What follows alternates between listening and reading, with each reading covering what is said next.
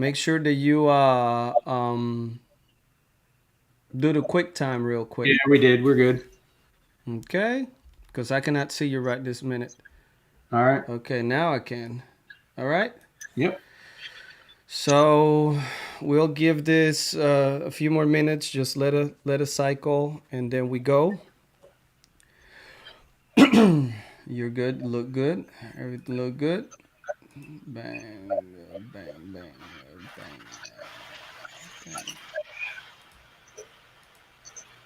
Okay.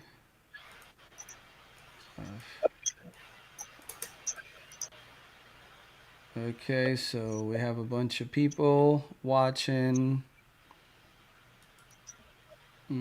Stream looks decent. So we have plenty of questions here. All right. Okay, so we got 95 here. We got 100 here. So we had about 200 people, and I'm still not looking at the cross-examined Frank Turek page. So let's see. Okay. Let's see if he lets me pull it up. Yep, Frank is live right now. We have about 40 people in yours. All right. Let's do it, man. Okay.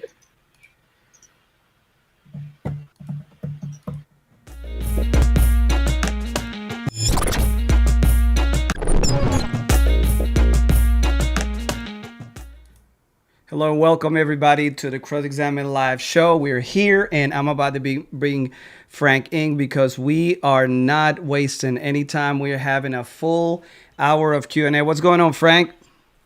Jorge, great to see you, man. The only reason we're doing this is because Jorge knows how to do it.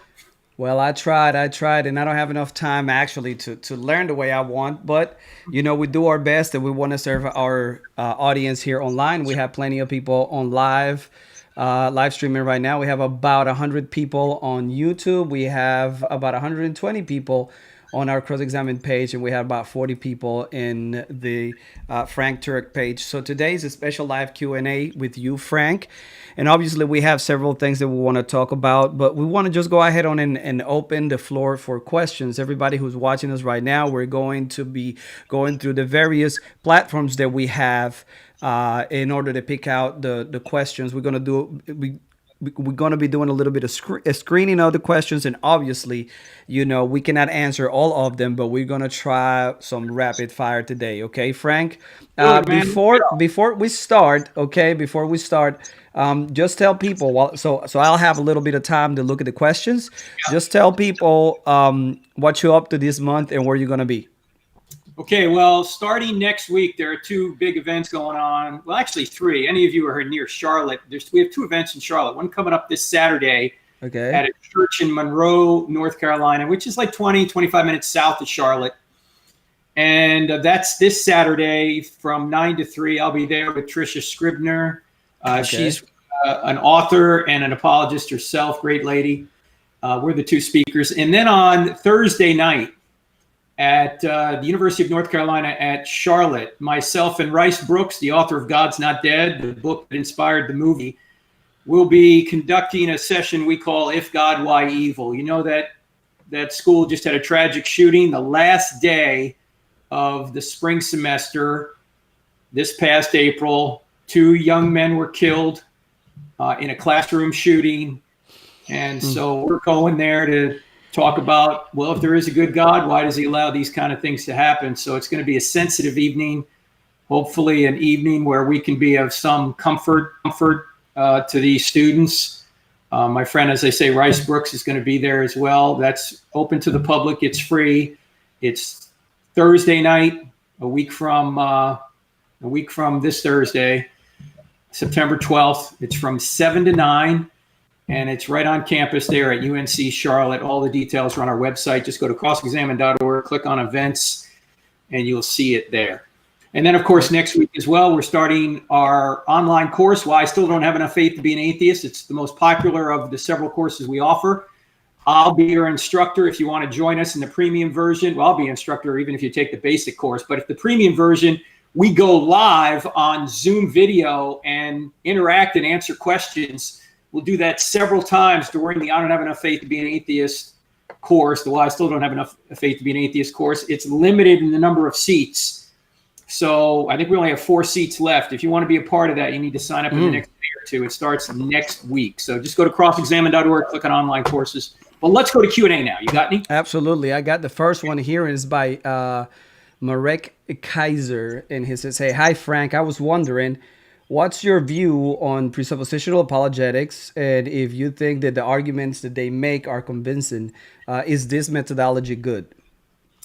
Well, my opinion is no, it's not good because I think it's circular, if I understand it correctly. Now, I'm not a student of presuppositional apologetics. I have moderated a debate between a presuppositionalist and a classic apologist, my friend Richard Howe.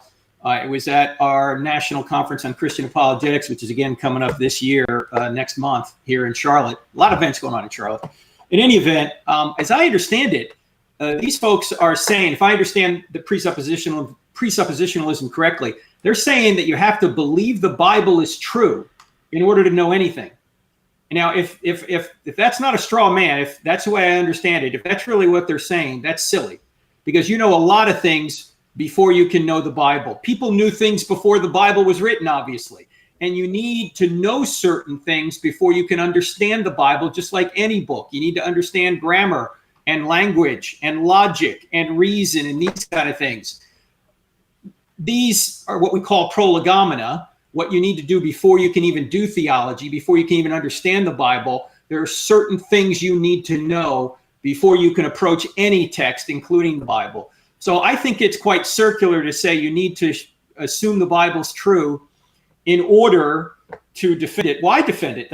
You don't need to defend it. If you're just going to assert the Bible's true, okay. That's not really an argument. That's just an assertion.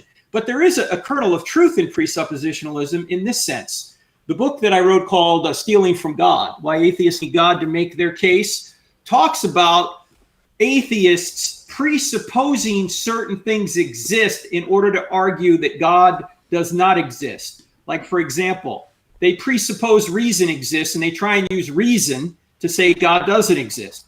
Well, the problem is reason only makes sense if this is a orderly, reasonable universe that was put together and is governed by a mind. If physics is ultimate reality, if we're just moist robots, as I like to say, if we're just molecular machines, as the atheists say, then why should we believe anything we think, including the thought that atheism is true? So in that sense, when atheists are presupposing things that would only exist if God existed, in order to say he doesn't exist, my contention is they're stealing from God to argue against him. So if you want to call that presuppositionalism, the kind of presuppositionalism that Greg Bahnsen used in his debate with Gordon Stein many years ago, I agree with that approach, but I don't agree with the approach that says you got to believe the Bible's true in order to defend it or to know anything. Right. I think that's circular. Right, I see. Well, excellent answer. We got another one. Actually, this one comes from Facebook. It says, why do we need to pray for someone if God's will is to save everyone? Do we have control of the Creator? Thank you, brother, for all you do. Yeah, excellent question on prayer. It kind of says, well, if God's going to do what he wants to do, why pray, right? Well, God gives us the privilege of affecting not only time, but eternity. God gives us the ability to actually impact this world and the next world. God leaves certain things in our hands to influence the outcome. If not, why would we do anything? I mean, if we don't have any ability to affect change, if God does everything and leaves nothing to our free will, then we're not really free moral creatures. We're just moist robots. So God knows what we're going to do in advance, but that doesn't mean what we do in advance doesn't affect the future or eternity. What we do here matters. God knows that we're going to pray, but our prayers still make a difference. If we didn't pray, God would have known that, and then the prayer wouldn't have made a difference. So just because God knows what we're going to do doesn't mean we should just throw up our hands and say it's fatalism. It's not fatalism. What we do really matters. Just because God knows it doesn't mean that it has no impact. It does have an impact. Excellent, excellent, excellent. I got another one here from YouTube. It says, Frank, who's the best atheist debater in your opinion? Well, the best atheist I ever debated was Jeffrey Lauder, because Jeffrey Lauder came with arguments for his view. He just didn't assume naturalism was true and tried to poke holes in Christian theism. He tried to give a positive case for his viewpoint, for naturalism. And people can watch that debate on our YouTube channel. Jeffrey's a fine man. I enjoy Jeffrey. He and I keep in contact with one another. He's on the West Coast. I'm on the East Coast. He's one of the founders years ago of Internet Infidels, and he's very thoughtful. He's not a bomb thrower. He studies the material that Christians write. I don't think any other atheist I ever debated read a word I've said, but Jeffrey Lauder did, to his credit. Now, I don't agree with the arguments he brought forth, but at least he brought forth arguments. So in my view, the people that I've debated, Jeffrey Lauder. And by the way, he's not even a professional atheist, so to speak. I mean, he works for a tech firm out in Seattle. He's self-taught. He's not a guy that makes his living off of debating or writing books on atheism or any of that. He's just a thoughtful atheist. So I would say Jeffrey is. Excellent. Yeah, I did enjoy that that debate. I was actually listening to it on the way to Wilmington, North Carolina, when you were debating him. So it was a lot of fun. I got another one from Facebook, and it says, Frank, why are you an apologist? What drives your conviction, and what are some of the questions that you yourself struggle with?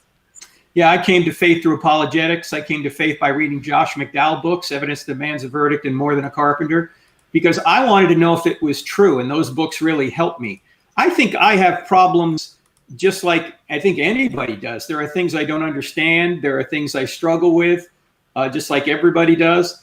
But at the end of the day, I think what best explains reality is Christian theism. When I look at all the possibilities out there, when I look at the fact that the universe exists, that it's fine-tuned, there are objective moral values, that we have consciousness, we're reason, this is an orderly natural world, which allows us to do science. There's a law of causality in place, that things don't happen willy-nilly and random, and in a random way. That there's Old Testament prophecy, that there's good reasons, very good reasons to believe that Jesus rose from the dead. When I look at all of that evidence together, and I realize that there's evil in the world, so there must be good. There must be a standard outside of us that defines what good is, because if there's no good, there's no evil. But we all know evil exists, so good must exist. When I look at all that together, Jorge, I say the best explanation for reality is Christian theism. Now, do I understand everything? No, never will. Do I have all my questions answered? No, never will. But so does everybody. I mean, everybody's in the same boat in that regard. I think atheists have a lot more faith than we have to have, using faith in the colloquial sense. Right. Because I don't think they have a lot of evidence for their worldview. In fact, I think evidence to an atheist is impossible if you take the naturalistic atheistic view. Because as I said before, if we're just molecular machines, we shouldn't believe anything we think, including any evidence we think we have for atheism. Excellent, Frank. I got another great question here from Facebook, and it is Jennifer Sanders says, how do I ensure that I don't carry any false teachings now that I am saved and wanting to teach my children? That's a great question. That is a very excellent question. What's her name, by the way? Her name is, I lost her. Jennifer Sanders. Okay, Jennifer. That's a great question. You know, James says something, I think it's James 3:1. He says that you better not desire to be a teacher, because teachers are going to be judged at a higher standard. And I think what you need to do is evaluate yourselves of people who are further down the road than you. And for me, there are many people I listen to that are further down the road than I am. One of my favorite preachers is Tim Keller. I listen to a lot of Tim Keller. I read John Lennox and Ravi Zacharias and William Lane Craig. And other theologians, because look, there's nobody out there who can know it all. We each have our different areas where maybe we're a little bit more competent in than others. I think that's true of all of us. So we have to rely on other people, and we have to get good at interpreting the Bible. In fact, tomorrow night, Jorge, we're going to start airing our 12-part series on how to interpret the Bible. It's going to be on our TV program on NRB TV, channel 378 on DirecTV. It's also going to be on Roku, ROKU. That's the NRB TV on Roku. And you can also stream it live on our app, the Cross-Examined app. It's going to be on our website, crossexamine.org. So one of the things that you really need to learn is how to interpret the Bible properly, and we're going to be going through that over 12 weeks starting tomorrow night.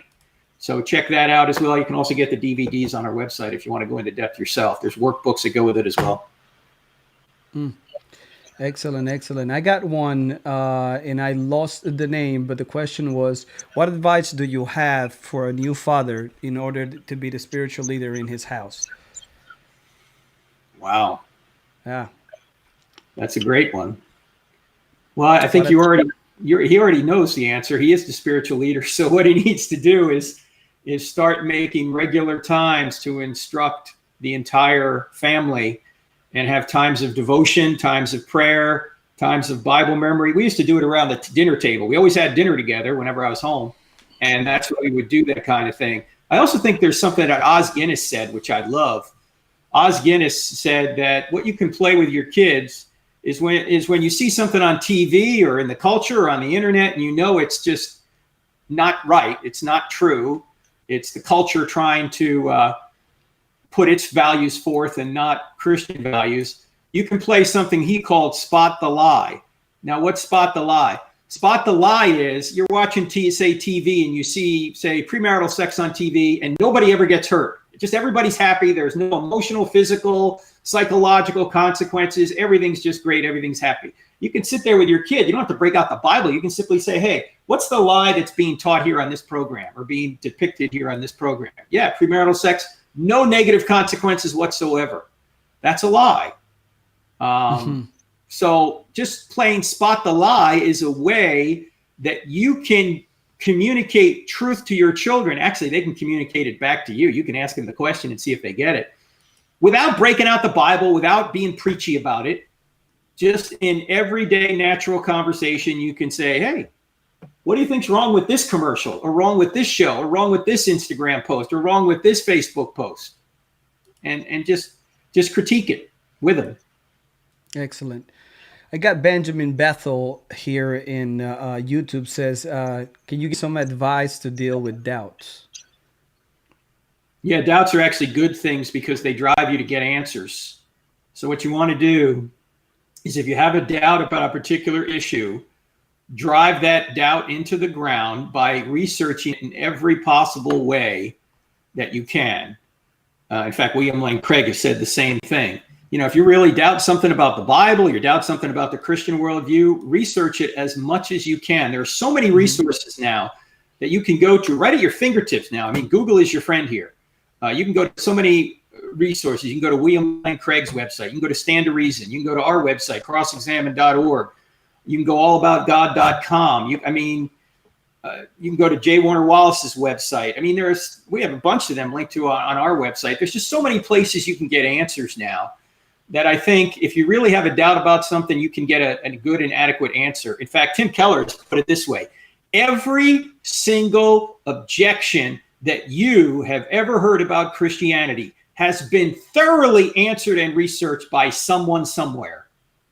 You just need to find it. In fact, this is a great book. Let me find it here if I have it here on my shelf handy. This was written by my co-author, Dr. Norman Geisler. It used to be called When Critics Ask. Now it's called The Big Book of Bible Difficulties. Yes, it's really good. That is an outstanding resource that not only has answers to a bunch of Bible questions, but it also has the top 17 mistakes we make in interpreting the Bible. That's a very helpful resource. So you might start there and get that. Although, let me flip the issue around. Descartes famously said, I doubt, therefore I am. Now, he actually has to exist in order to doubt. We know that. But you might want to ask yourself the question, if you're having doubts, why do I even exist? Why does anything exist? Why does this universe exist? And if you want to be consistent about the law of causality, there has to be an uncaused first cause. There has to be an unmoved mover. And there has to be a being that's uncomposed, not made of any parts. Why? Because everything that's composed is made of parts put together. Well, if you reason back, you realize there has to be an uncaused, spaceless, timeless, immaterial, uncomposed mind out there that created and sustains all things. And that should quell many of your doubts right there. The very fact that you're having doubts shows you're a reasonable being, and this is a reasonable world, which cries out for an explanation. Why do I exist? Why does reason exist? Why is the world orderly? In fact, you hear it sometimes this way, Jorge. You hear some atheists say things like, there's no evidence for God, right? Now, when somebody says that, what can you say back? Well, you could say, well, what do you mean by evidence, or what kind of evidence do you need, or what would be evidence? You could go that route, but I prefer to say this. When they say there's no evidence for God, I prefer to say, why is there evidence for anything? I mean, why is there evidence that if you put 2 parts hydrogen and 1 part oxygen together, you're going to get water? Because this is a reliable world, a consistent world, an orderly world where reliable cause and effect takes place. And it's a place where we have a mind that can ascertain truths outside of our skulls about the real world. What explains that? Atheism doesn't explain that. Naturalism doesn't explain that. Naturalism, nature needs a cause itself, and it needs a mind to ground everything, to ground the laws of logic, to ground reason, and to even have a universe to begin with. So when they say there's no evidence for God, I ask him, why is there evidence for anything? Why should you expect as an atheist there'd be evidence for anything, much less God? We're just molecules bumping into one another, according to you. Absolutely. I got a great question here by James Heath Rhodes. He says, can you please give me, oh no, I think that is, well, we'll go to this one, and then I'll go to the other one because I'm switching between windows. Right. He says, can you have some Christian evidence to provide that the Bible is inspired? And whatever he means by secular evidence, you go with, because we cannot ask him what did he mean by that, right? But he's asking, I guess, outside of the Bible. So I think, here's loading the question, but here you go. Is he asking for non-Christian writers? Is that what he's asking for? I don't know. Well, obviously, it's all in our book. I don't have enough faith to be an atheist, but the short answer is this. Actually, every writer of the New Testament was a non-Christian at one point. The question is, why did they become Christians? Remember, all of them are Jews, with the exception of Luke. He's the only Gentile. Every other writer of the New Testament is a Jew. They think they're God's chosen people. Why would they invent a man claiming to be God who rose from the dead? First of all, they're Jews. They don't think a man can be God. That would be blasphemy. Secondly, they already think they're God's chosen people. Why would they invent a resurrected Jesus? It got them kicked out of the synagogue and then beaten, tortured, and killed. So I don't see any motivation for them to invent this. In fact, I see every motivation for them to say it wasn't true, but they said it was true. The question is, why did they say that? And why did they give their lives for it? Because it really was true. So the call for non-Christian evidence, actually, I think, is fair. I mean, there are non-Christian writers who are not eyewitnesses that mention Jesus and the apostles, Josephus, Suetonius, Thales, Phlegon, these kind of names. But they're not eyewitnesses, yet they corroborate what the eyewitnesses say. Correct. But if I had to put my stock in or put my trust in one or the other, I'm putting my trust in the New Testament writers, because they were, first of all, they were eyewitnesses. Secondly, they had every motive to say it wasn't true. Thirdly, they went and died for it. So I really think that the best evidence shows that the writers of the New Testament actually told the truth. And we go through several lines of evidence in the book. We have early testimony, eyewitness testimony, embarrassing testimony, excruciating deaths. We have extra biblical testimony, expected testimony with Old Testament prophets. We have the explosive growth of the church. And then we have undesigned coincidences where people can, if they just Google that, they can find what I'm talking about, that shows that these writers of the New Testament had to be independent eyewitnesses of the same events because they corroborated one another unknowingly, undesigned coincidences. When you put all that together, I think it takes a lot more faith to believe that the New Testament is telling a falsehood than it's telling the truth. Now, if he's asking about inspiration, as if the documents aren't just historically accurate, but inspired, that's a theological concept that flows from the words of Jesus, who said that the Old Testament was inerrant and he promised the New Testament. And who did he promise would write the New Testament? The apostles. The only writings we have of the apostles in the first century are the writings that we have in the New Testament. So that's how we get to inspiration. Jesus taught it. Great. I got another one. Cody DuPont says, Frank, what are your thoughts on a worldwide flood? Yeah, good question. I can't say every, but most ancient cultures speak of a great flood. And I think that could be evidence that there really was a worldwide great flood. Although I've heard, and I can't recreate the argument right now, but I've heard both Greg Kokel and you, Ross, talk about this, that the flood covered the entire known world at the time, not the entire globe. And there are some indications in the text that say that. Now, again, I can't recreate that in my mind right now. I'd have to go back and research it. But I remember Greg talking about this on the Stand to Reason broadcast, and I think you, Ross, was talking about it as well. So, I mean, like when Paul talks about the gospel's been preached throughout the world, he doesn't mean the entire globe. He means the known world at the time. And that could have been the case in Genesis too. The known world at the time, not the entire globe. So that's a possibility. I'm open to either, but I'm just saying those are the different arguments that I've heard.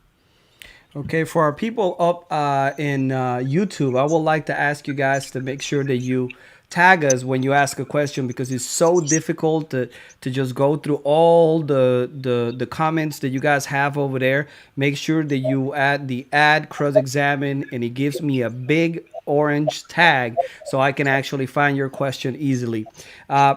Prince Kingston says, what is the best argument to justify free will, Frank?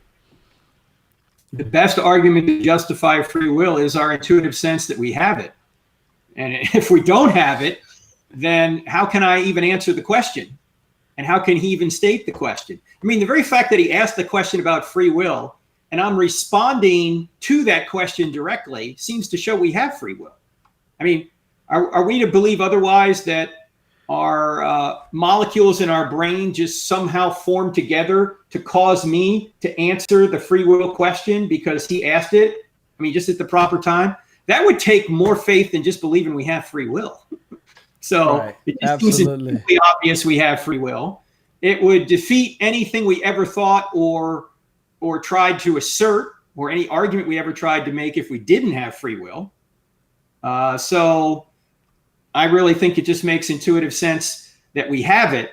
And anybody that wants to bring an argument to say we don't have free will would be defeating himself. Because he would say, yeah, did you freely come to that argument that we don't have free will? Look, unless there's, this is even hard to say this way. I was going to say, unless there's evidence that we don't have free will, great evidence we don't have free will, we should believe we do have free will. The problem is, any evidence we get that we don't have free will, we shouldn't trust, because we don't have free will. We shouldn't even trust. We don't have it. You get it? You can see what I'm saying? Yeah, absolutely. That's universal acid of atheism right there, Jorge. Absolutely. Molecular machines. Right. Actually, we have another question, and I want to just interject here real quick. Follower of Christ on YouTube says, what do you think about the Hebrew Israelites? I'm not going to have you answer that question. I want you to go to FingerPop321. That is Dr. Michael Heiser's other show, other podcast, and he just did a bid with our friend and CIA grad Vocab Malone. He is a total expert. If you want to know more, you can buy his book, Barack Obama versus the Hebrew Israelites. Is a great resource, or you can just go to the Street Apologist Vocab Malone channel. He's got tons of resources there. I got another one here, Frank, for you actually. What's the best resource on the resurrection that you know of? Oh, good question. Best popular resource? The one by Gary Habermas and Mike Licona called The Case for the Resurrected Jesus, or the Risen Jesus. Here it is. This one. You got them all. The Case for the Resurrection of Jesus. Best popular resource. Dr. Gary Habermas is the top person in the world, the top scholar in the world on the resurrection. And he's writing his magnum opus right now. And last time I talked to him about a month and a half ago, he said that his magnum opus is now up to about 5,000 pages. The guy's unbelievable. So I can hardly write a paper for SES of 10 pages. Now imagine 5,000. also, I mean, that's probably, Gary's the top guy in the world. So anything like Gary Habermas, I mean, this is a 22 years old, but this is still the standard out there. Yeah, absolutely. By Gary Habermas. A more kind of a detective approach you'd like, a modern, or I say an audience that anybody could read is Cold Case Christianity by our friend J. Warner Wallace. These are all very good resources that you can get. One other thing. Now, this you're going to say, "Oh no, this is so simple. We can't use this." No, we can, because Lee Strobel actually interviews the best guys in the world. Absolutely. Including Gary Habermas. So the Case for Christ, the old standby, is of course great material as well. So those are just a few you want to look at. I got a question here. I cannot find it, but I remember it. What are your thoughts on creation science, whatever that means? I don't know what he's asking, but he typed it away like that. Well, if they mean creation science, that we're looking to the Bible as evidence for our scientific view, then I wouldn't call that science, because you're going to the Bible and you're not creating hypotheses or looking at the forensic evidence or doing experiments, the typical scientific method. I'm not saying the Bible's false. I'm saying it's true, but that wouldn't be a scientific approach. That would be a biblical creation approach. Now, I think probably a more accurate way of putting what we might call creation science is now what we call intelligent design. If we're not getting our evidence from the Bible, but we're getting our evidence from the natural world, and we're concluding that there was a creation, and therefore it supports what the Bible says, that would be called intelligent design. That would be called intelligent design. And I think that field is very fruitful and is growing all the time. In fact, here in about 2 weeks, we're going to have Stephen Meyer on again. You know Stephen Meyer. Yeah, he don't know anything. He's forgotten more than I'll ever know. Check this out, guys. I know you guys are crazy. He's got all these books. All right. This book, Theistic Evolution. There you go. For you. This book has not only Stephen Meyer in it, but J.P. Moreland and Wayne Grudem and Dan Gouger and several others. This book is a classic book on the question of evolution, particularly theistic evolution. So if you really want to go deep, you can get that. Of course, you can get Meyer's book, Darwin's Doubt, as well. Mm-hmm. Great work on there. Those are more of the intelligent design books. And by the way, one of the most popular books on intelligent design that I think is very well done is The Politically Incorrect Guide to Intelligent Design and Darwinism, written by Jonathan Wells. So by the way, he's not even a Christian, okay? But his thinking there in that regard, I think is quite good. His other book, Icons of Evolution, is very good as well. Yeah, it's good. Yeah. I got one from YouTube. He says, Frank, is the statement before God created the universe true? As before referred to a particular point in time, how do you account for the events that occurred before the creation of time? How do I account for the events that occurred before the creation of time? What events? If before God created the universe statement is true. Oh, well, because truth is grounded in God's nature. I mean, when Jesus says, I am the truth, he is the ground of truth. He is the ground of God's nature. This is a situation that I had at the University of Madison, Wisconsin at Madison 6-7 years ago, where I'd gone through the evidence that God exists, and I had concluded that there must be a spaceless, timeless, immaterial, powerful, personal, intelligent being out there. And an atheist got up to the microphone and he said, can you name anything other than God that's spaceless, timeless, immaterial? I said, yes, the laws of logic. He said, well, I would argue that the laws of logic don't exist then. And I said, so you're saying they do exist? And he said, no, I'm saying they don't exist. And I said, no, you're saying they do exist. And he said, no, I'm saying they don't exist. And I said, no, you're saying they do exist. He said, how am I saying they do exist? I said, because you're using them right now to contradict what I'm saying. You know, you can't think a thought without the law of non-contradiction or the laws of logic. And he said, well, I would argue, after we went back and forth a little bit, he said, I would argue that the laws of logic are just human conventions. We make them up in our minds.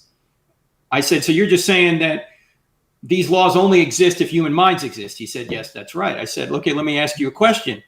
If there were no human minds on the earth, prior to humans being easy for me to say, prior to when human beings were created, there was just an earth, no human beings, was the statement, there are no human beings on the earth, true? Well, he didn't like that question, but he finally admitted it would be true, because he's right in one sense that laws and truth is grounded in a mind. It's just not a finite mind. It's an infinite mind. It's God's mind. So the laws of logic, God doesn't create. God is, in a sense, the laws of logic. They're derived directly from his nature. He is an orderly, logical being, and his being is the ground of all logic, truth, reason, morality. And so prior to God creating, the statement, no creation exists, was true because it's grounded in God's nature. Awesome. So we actually got a great question by Eric Thomas directly from YouTube. But since we are about halfway of a live stream, I want to announce something. We are giving stuff away. That's what we do at Cross Exam. We're going to be giving books away. We're going to be giving 2 copies of I Don't Have Enough Faith to Be an Atheist. We're going to give signed copies. Frank's going to sign them and send them out to you. And it is super, super easy to participate. Okay. All you have to do is text book giveaway, all one word, book giveaway to 44222. You text book giveaway to 44222, and then you'll input your email address. And then at the end of the show, before we close it down for the night, we will choose 2 people.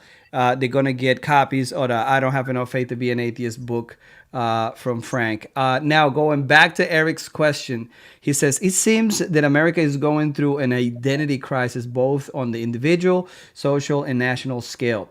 How do we as Christians and apologists influence change when mere fundamentals are questioned? How do we influence what? How can we as Christians, as apologists, influence change when mere fundamentals are questioned? I think that one way you can do it is through story, because you're right, people are searching for identities. I was in a prison, speaking at a prison about 4 or 5 months ago. And when I got to the prison, it was after we did a college event. The people that brought me to the college event said, hey, could you speak to prisoners? I said, yeah, sure. So we went to this prison in Ohio.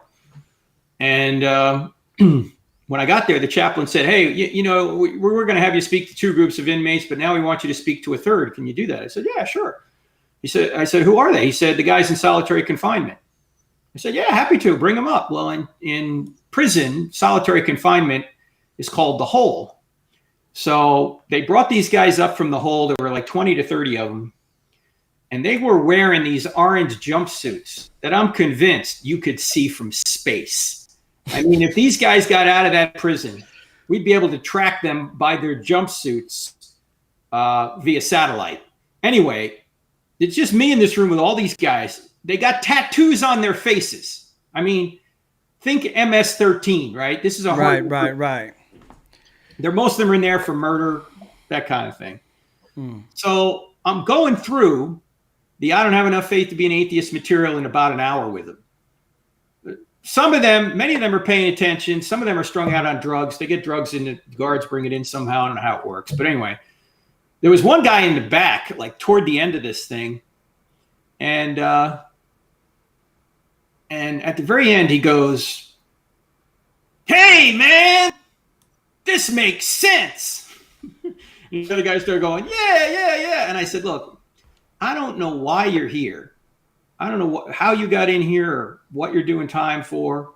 But did you know that you can have the same identity that people on the outside have? Because Christianity, you do not achieve your identity. You receive your identity. Because God himself took on human flesh, came to earth, took our punishment on himself so we wouldn't have to be punished. And by trusting in what he's done, you can not only be forgiven, but you can be given his righteousness. So your identity is not achieved. That puts all the pressure on you. There's no pressure on you. All you need to do is receive it. This is why John, the eyewitness, wrote in his gospel in the 1st chapter, 12th verse.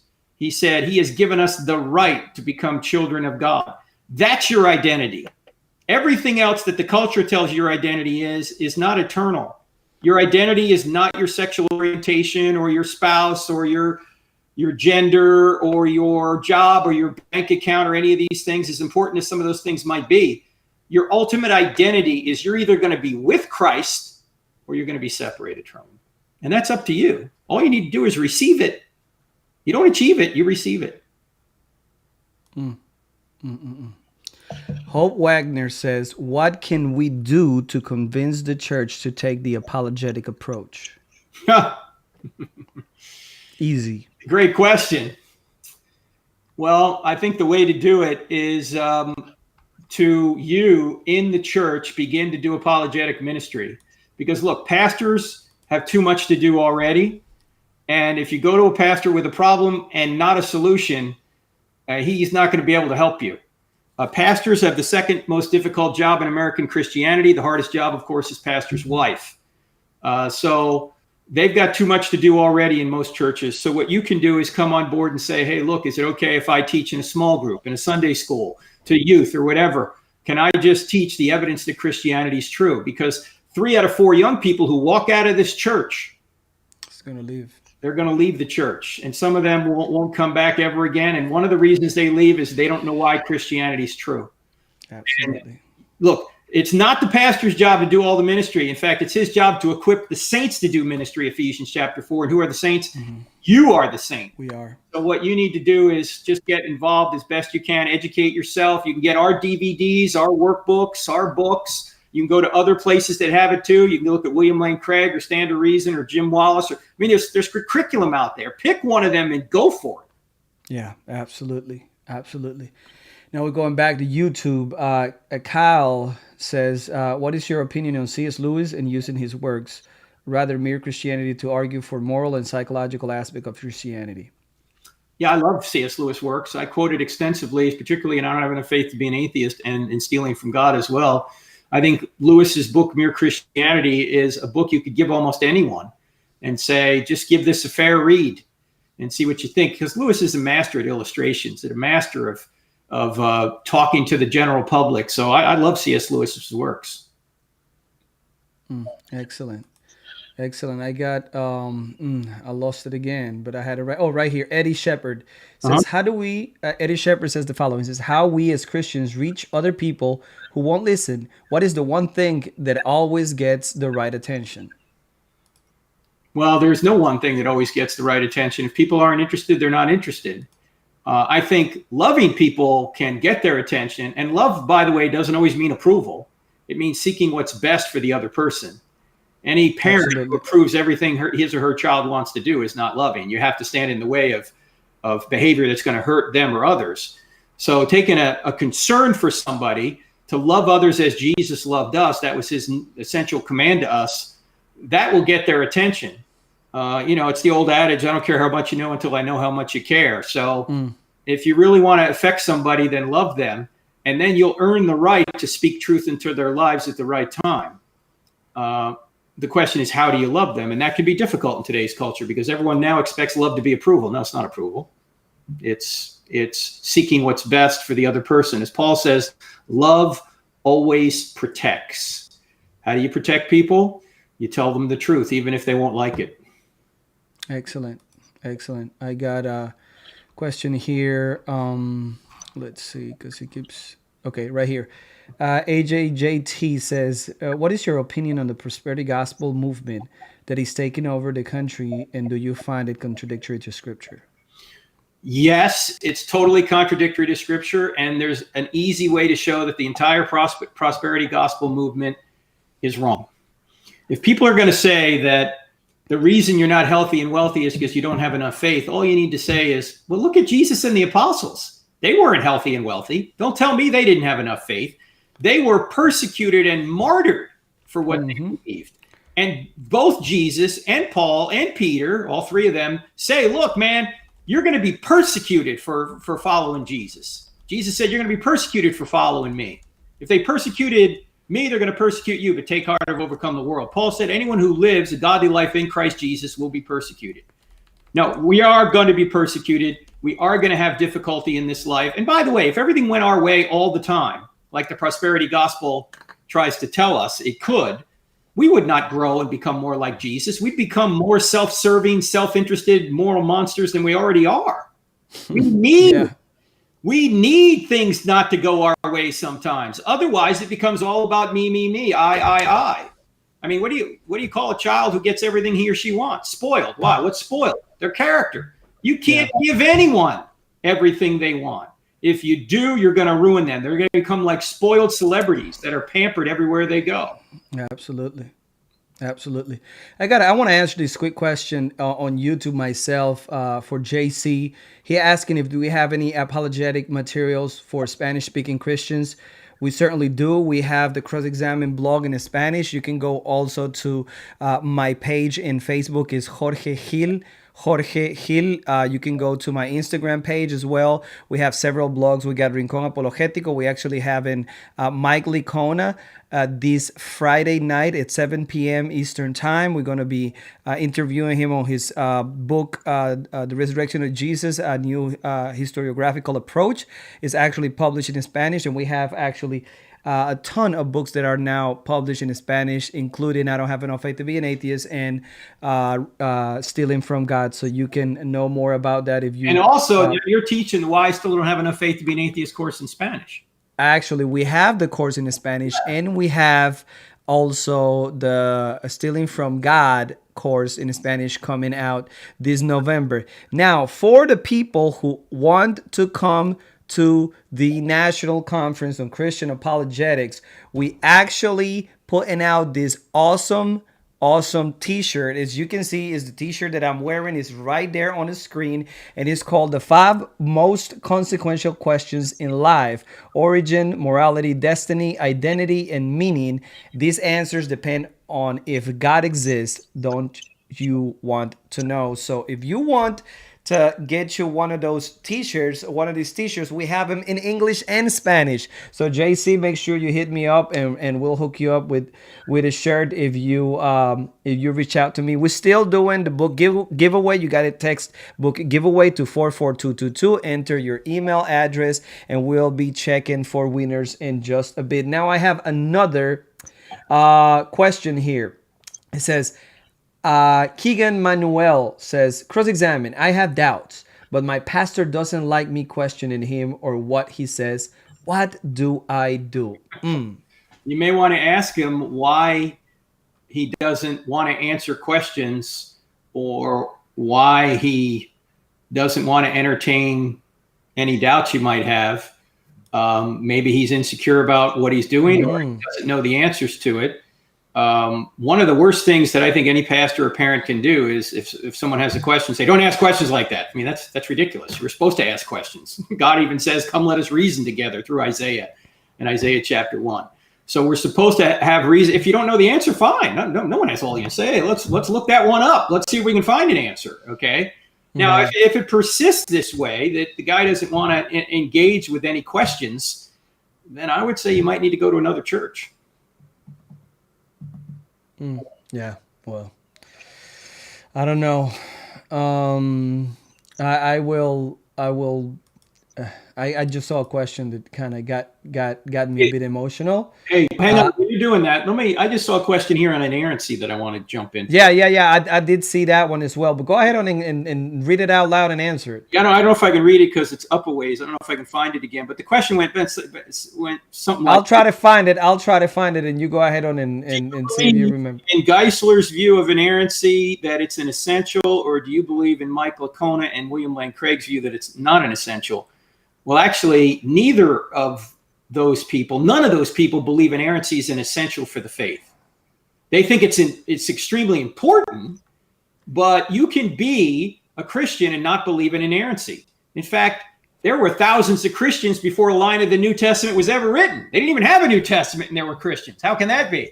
Because Christianity is not based on a book. It's based on an event, the resurrection. There were thousands of Christians before Christianity, before the New Testament was written.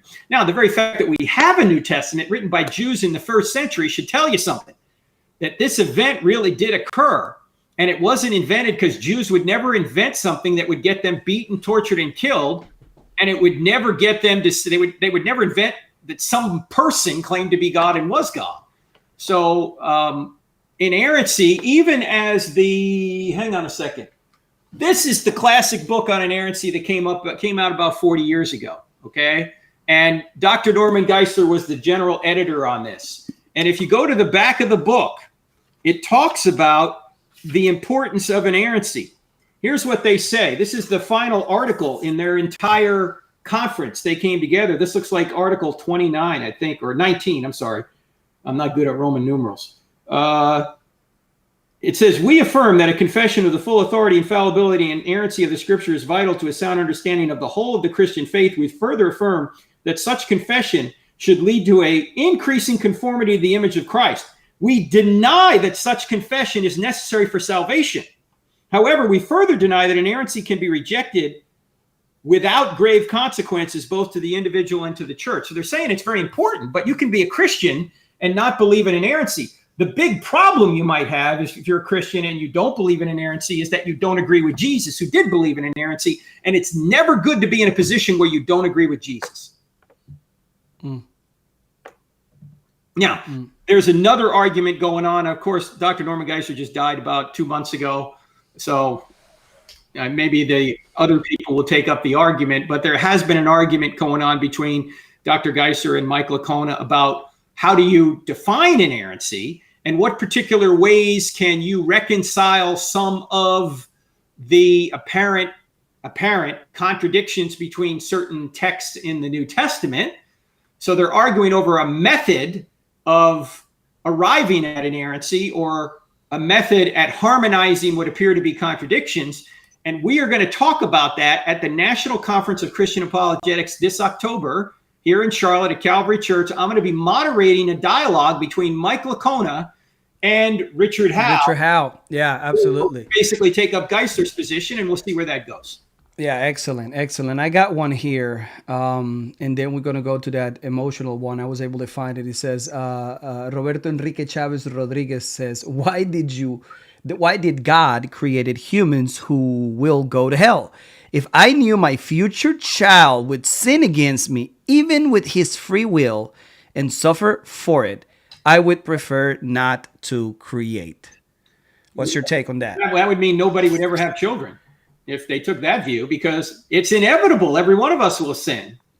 So if you're going to say that I should not create because my children will sin, then the human race won't go on. Everyone's going to eventually sin. So that's inevitable.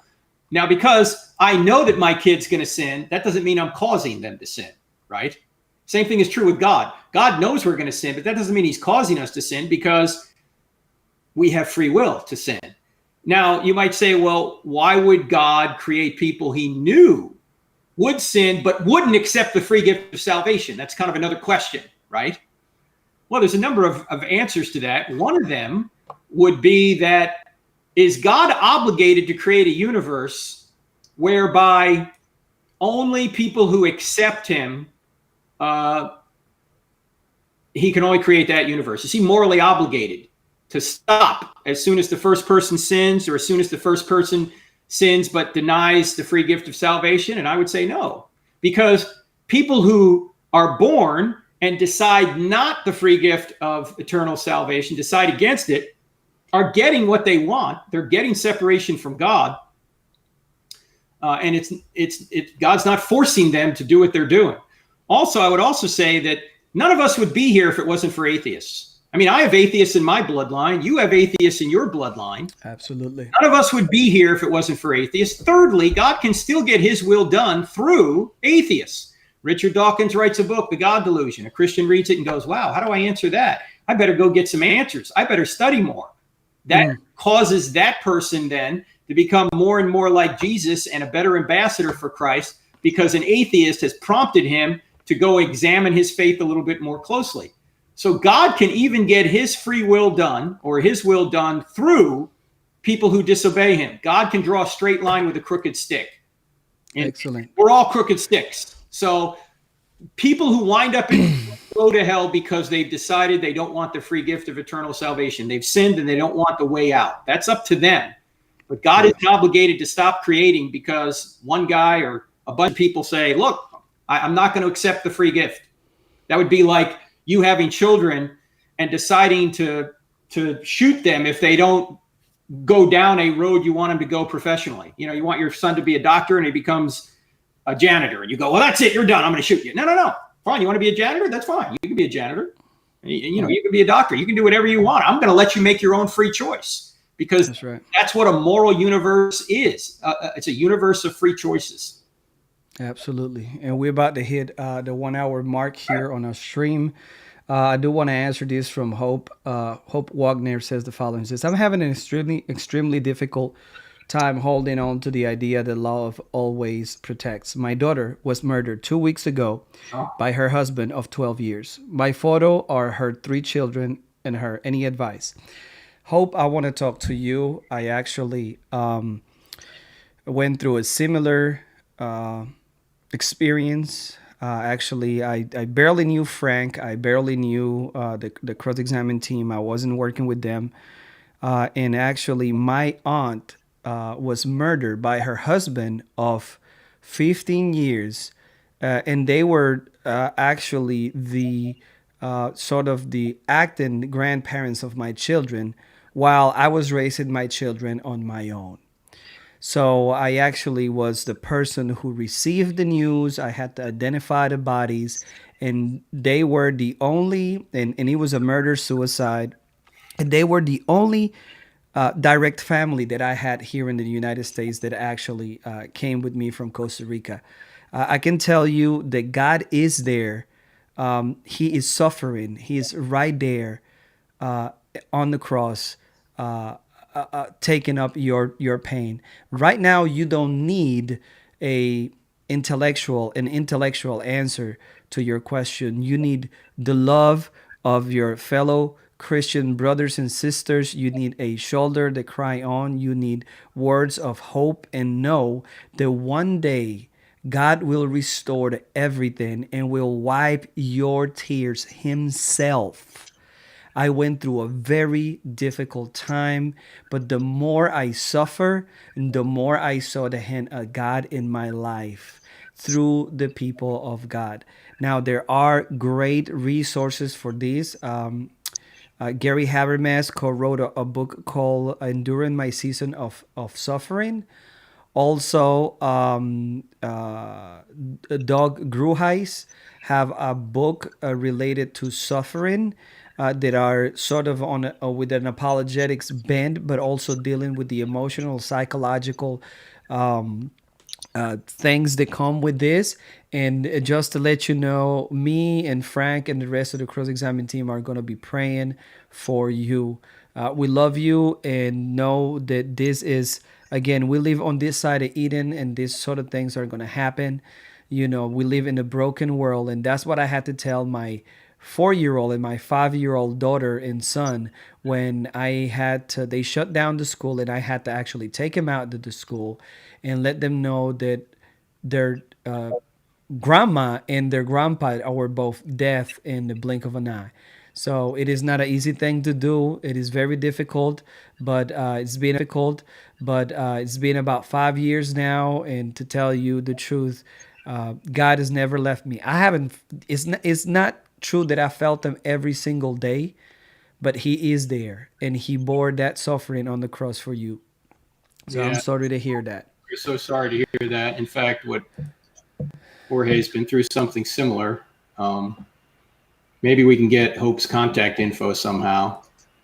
Jorge, is that possible? Yeah, absolutely. I can actually reach out to her directly through a direct message. All right, we'll do that. There's another book that might be helpful if you want to read now. I know maybe you don't want to read. You maybe not be in the reading stage. I get that. But if you are, A Grief Observed by C.S. Lewis might be helpful, because he lost a wife that he just married, the only person he ever married, shortly after he married her. And that's what that's about. But look, you shouldn't have to bury your children. Yeah, it's so natural. It's a fallen world, and that's what Jesus ultimately came to do. Yeah, as we mentioned before, love always protects. That's what Paul says. And into eternity, we will be protected because of his Christ sacrifice. But that doesn't mean that we're not going to experience pain and suffering and death here. We are. Yeah. So, but yeah, philosophy and answers right now, that's probably not where you want to be. So we'll recommend those books and we'll contact you directly offline. Yeah. Sorry to hear that. Absolutely. Yeah. And thank you for sharing. I know it's so hard, but maybe everybody who's watching right now can pray for hope. Is that absolutely? Absolutely. Frank, we are going to answer a few more questions, then we're going to wrap it up. We have a few things that we want to talk about. We want to talk about your If God Why Evil event. We also want to talk about the National Conference on Christian Apologetics. We actually have a code, and if you want to sign up for the National Conference on Christian Apologetics, you get $10, 10% off if you use the code crossexamine19 on the checkout. Now I got a quick question here by NDM Empire, and he says the following directly from YouTube. He says, why is the Gospel of John so different from the others, and how do we know that Jesus said what he said? Well, John is an eyewitness, and he has details in there only an eyewitness would know. And I mentioned something before called undesigned coincidences. And many of them confirm what John has said. Other gospels are confirming some of the details that John puts in there. If you notice, John's gospel is dealing more with insider conversations, not necessarily, there are some public conversations, but many of them are just one-on-one conversations, such as Nicodemus, the woman at the well, those kinds of conversations that Jesus and maybe just John or another person were privy to. So those are some of the reasons that you have differences there. But the deity of Christ is throughout all of the scriptures. In fact, even in Mark chapter 1 and 2, Jesus is healing somebody and forgiving people, and they say, who can forgive God? Who can forgive sins but God alone? I mean, it's throughout it all. And I'm glad that the Gospel of John is in there because it does give us a different perspective on conversations Jesus had that we wouldn't have known otherwise. And it could be different as well because by the time John wrote his gospel, he had known that Matthew, Mark, and Luke were already out there. So why write the same kind of stories? Why not give a different perspective on Jesus, or at least a more expansive perspective on Jesus that the other gospels don't have? Yeah, absolutely. I got this one pinned here from Facebook and by Trevor McLeese, and it says, "What if I'm not as smart and I can understand your arguments?" And I want you to give your answer, and then I want to share with Trevor something that William Lane Craig said to me a couple of years ago to make me really realize this whole argument philosophy thing. Go ahead, Frank. Say the question again, because I didn't quite get the question. He says, what if I am not smart and I can understand your arguments?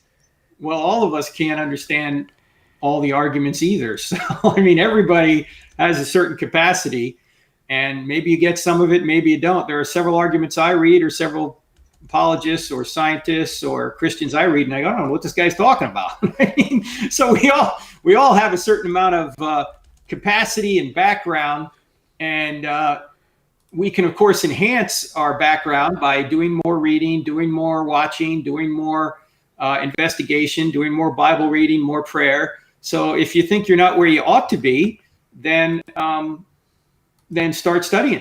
Just start with simpler material.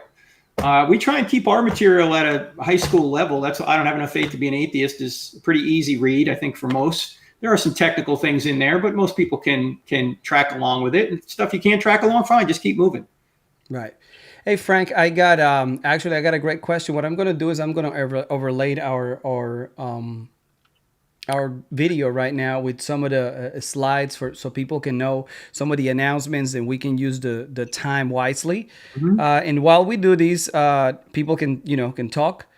I want to just ask you this question there from YouTube. The therapist composer says the following: Frank, what should a Christian do after he is saved to live a life? Many Christians are stuck in a 9 to 5 job and feel like there is more to life than just that. How do you answer that? Well, there is more to life than just work, obviously, but work is a blessing from the Lord. And you can impact people at your work through what you do at work and how you treat them. So everywhere you go, you're in a position to be an ambassador for Christ. If everyone was in so-called vocational ministry, then who would reach the people not in vocational ministry? I mean, you can reach people I'll never reach. Maybe I'll reach people you'll never reach, but that's why it's a body. So you just make yourself more and more like Jesus and treat people with the kind of love Jesus treated other people with, and you will make an impact on people. You might not see it, but you'll be making an impact on them. Absolutely. Absolutely. Let me say I have a couple more here, and then we close up. But again, use the code CrossExamine19 to get $10 off the National Conference on Christian Apologetics. Also, you can start the Why I Still Don't Have Enough Faith to Be an Atheist premium course, and you're going to be teaching that directly. How many live sessions are you going to be having with the students to sign up? And you said we have, what, 5? We only have 5 left? 5 seats left? I think 4. I think we're doing, I want to say it's 6 or 7 Zoom sessions. Maybe it's 7. 7 sticking in my mind. It's around 7, give or take a session. So we're on for an hour, sometimes even an hour and a half each time we do that, answering questions like we're doing here, except we can see everybody. I can't see you guys now. You're typing in questions, but Zoom is everybody's on screen. Hey, how you doing? You know, we talk to one another and I can see you. Yeah, it's a real classroom. It's a virtual classroom, but everybody interact with each other. So if you want to be a part of that, you need to sign up for the premium version, because the basic version doesn't have the live Zoom sessions. It has everything else, but not the live Zoom sessions. Not the live Zoom sessions. I got one from Soy Kilo right here in YouTube. It says, how can we contact you for unanswered questions? Email us at hello@crossexamine.org, and Frank will answer your questions during the I Don't Have Enough Faith to Be an Atheist podcast. We tried to get to all of them, but yeah, that's what we yeah. do. Well, just in the same way here, we cannot go through all of them. It is so difficult, and I'm telling you, Frank, these chat sections just run fast. I see it, yeah. Let's see, Andrew Green, and that we have 2 more. That's it. I promise. Two more, and then we close it, and then we go and pick out the 2 winners for the giveaway. Andrew Green says, I feel conflicted with my current profession and want to go into ministry. Any advice? Well, if you really want to go into, you mean full-time vocational ministry, you got to get qualified. That means going to school, and that's a long haul. I mean, I started going to seminary when I was 32 years old. I did not do what I'm doing now full-time until I was 50. For 18 years, I was doing both ministry and work. I was working when I was going to seminary. I was doing training for Fortune 500 companies. I did that all the way up to 2011 until I got fired by companies because I wrote a book called Correct, Not Politically Correct, How Same-Sex Marriage Hurts Everyone. And actually, that tolerance and diversity, I was excluded for having a diverse view. That book is still getting people in trouble on the other side of the world. It is. But, I mean, don't think you're just going to walk from one profession into another without training.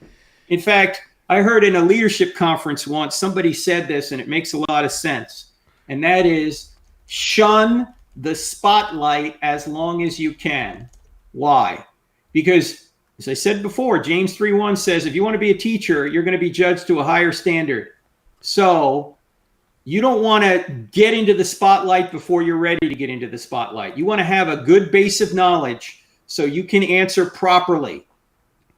You don't want to mislead people by telling them bad theology or bad philosophy or false arguments or these kind of things. Mm-hmm. You want to only tell people the truth. Now, do we all make mistakes? Of course we do. I mean, no one's going to be perfect. but you ought to shun the spotlight until you're ready to go. Dr. Geisler always used to say this: get your education, then do your ministry. Get your education, then do your ministry. Now, that doesn't mean you're not ministering to people in your daily life. You are. But what I get by that is your formal ministry. When you're trying to teach people, you're trying to disciple them in some formal way, get your education first. And the best place to get apologetics education, formal apologetics education, is ses.edu. Southern Evangelical Seminary.edu. Yeah. If you want something for lay people, you can take our courses. Yeah. Or I don't have enough faith to be an atheist. Well, I still don't have enough faith to be an atheist. So get your education first. Yeah, absolutely. I got this John Doe, and I know this is a difficult one, but obviously we didn't run away from difficult questions. Please, can you please explain the dead rising from the grave and going to Jerusalem after Jesus died in Matthew 27? I know there are great books and great sections of commentaries that explain this. What is your take on it, Frank? Yeah, I think it really could have happened. But those people then died again, right? Those people died again. They weren't resurrected into the Jesus body, the incorruptible body. And it doesn't say how many there were that were resurrected. It could have been some, could have been, who knows? We don't know. There's not enough detail there. What Mike Lacona has said, he said that's a common, how did he put it? I don't want to mischaracterize what Mike said, but it's a common literary device used in some other ancient writings to signify when a great event took place. That there were these kinds of apocalyptic events. It could have been an apocalyptic illusion, not a literal resurrection. I have no problem believing it's a literal resurrection or resuscitation of dead people. Because if God exists, if God can create the universe out of nothing, he can certainly do that, right? Not a problem. But is it some sort of illusion to point out that Christ had just died? That maybe other ancient writers would have these fanciful apocalyptic kind of events that they would put into the text to demonstrate that something significant had happened, even though it didn't literally happen. And you say, well, couldn't that apply to the resurrection of Jesus? No, because the resurrection of Jesus is attested to all throughout the Gospels and the epistles. And the best way to explain why the church came out of Judaism in Jerusalem was because of the resurrection. So if Matthew 27 is some sort of literary device, it doesn't affect that the resurrection was literal. I take the view that it probably was a literal resurrection or resuscitation, I should say, in Matthew 27. But could Michael be right about it? It could be. I don't know. Yeah, excellent. Well, we come to the end of the stream, and while I go look for those who added their email through the text service to participate in this giveaway, I'll give you this last question from Mr. Slayer 15 right out of YouTube. It says, how do I keep my faith that God will answer my prayer when he still has not answered my prayers? Well, God might not answer your prayer in the way you want him to. In fact, look back on your life. Everybody out here who's watching right now, how many of you out there prayed for something?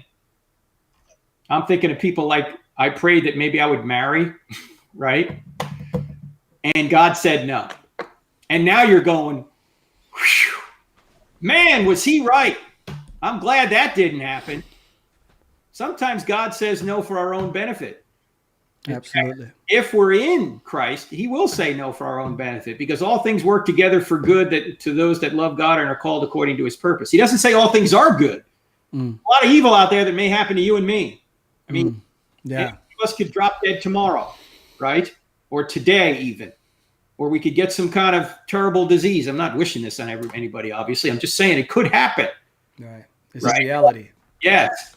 These kind of things happen, but ultimately they can work together for good. Now, we can't always see how they work out because of the ripple effect. We're inside of time. God is outside of time. God can see how good can come from a bad event today.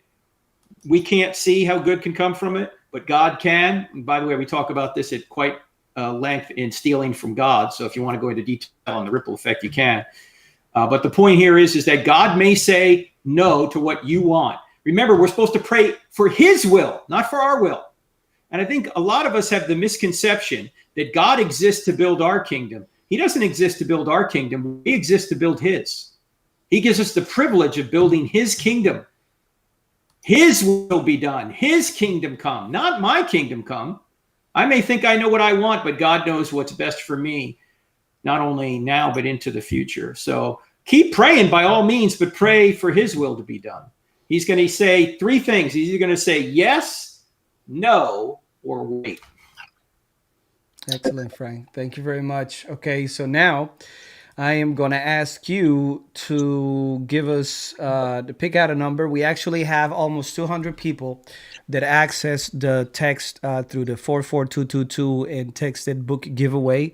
Okay. So we have a big pool of people, and we're going to have two books that we're going to give away. And actually, thanks to good old Keith Carter, our graphic animators guide, he actually went to one of those. I think it was a Lifeway bookstore or something like that. It was going out of business, and he got me about 5 copies of Reasonable Faith. Reasonable Faith, okay. Another great book you need to have. Okay, so we're going to be giving away an extra copy of Reasonable Faith just because I got extra copies of Reasonable Faith. So we're going to be doing, I don't have enough faith to be an atheist, and we're going to be doing 1 copy of Reasonable Faith.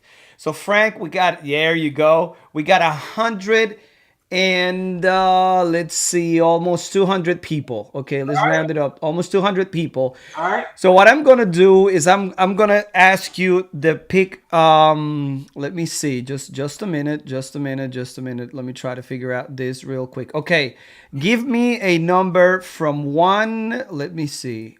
From 1 to. Okay, hold on. I gotta see how many pages we got. A number from 1 to 7. Okay, and then follow by a number from 1 to 30. All right. So I need 2 numbers for each winner. First, a number from 1 to 7, and then a number from 1 to 30. 1 to 30. All right, we're going to take number 1. Okay. Because the first one in should get a book.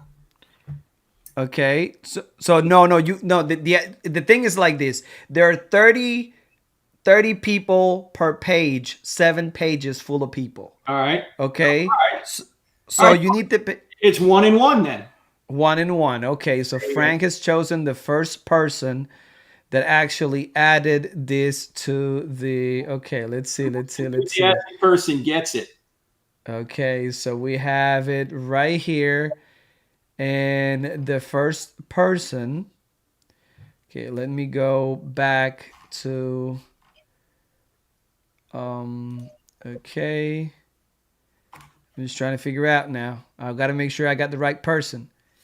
Jeez, we had 192 people sign up for this. All right. So, okay, 1 and 1. Mm-hmm. We got it, and you will be email Freedom by Grace. That's all I can say because we don't have their names. And okay, that's appropriate. The person's getting a book by grace. Freedom by Grace. So this is the person who won the first email. You know who you are. You'll be getting an email. We're going to be collecting your physical address, and we're going to be sending you a signed copy of I Don't Have Enough Faith to Be an Atheist. And now, Frank, I'll let you pick another. I'm going to pick. Is Hope in there? I don't know, but we'll get in touch and we'll get her some. We'll send her a book anyway. Okay. Yeah. All right. So the next one is going to be 5'7", because that's how old I am. 5'7". That's how young you are. Yeah. Okay. 5'7". Okay. 5'7". And by the way, I'm sorry to the guy who asked me how in the world I get my mustache so on point. I tell you, mustache wax and the blow dryer. Because you are the most interesting man in apologetics. That's how you do it. Okay. If you want to contact me, I give you the recipe. Okay. So we have 5'7", and here we go. 1, 2, 3, 4, 5, 6, 7. John Edmonds. Okay, so we got John Edmonds as the second winner. Okay, so John, hold on. I got to make sure I save this. While you're doing that, I've noticed people in the threads talking about eternal torture. Will you guys stop talking about that? Because that's not what the Bible says. Nowhere does the Bible say eternal torture. Okay? If you're going to give an argument against Christianity, make it a fair argument. Nowhere does the Bible use the word torture. It talks about torment, which is internally inflicted. God doesn't torture anyone. Okay, so look, I'm all for poking holes in Christianity if they're valid holes, but that's not one of them. All right, I keep seeing people talking about that. It's like they've never read the Bible. I mean, you're not going to read the Bible. Don't try and comment on the Bible. All right, all right. Right. Yeah, well, that's it. That's it. Yeah, that's the one rant for the night that you get to have. Okay, so we got that, and we got one more. So actually, give me the last one is gonna get a reasonable faith copy by Dr. William Lane Craig. Oh, reasonable faith copy.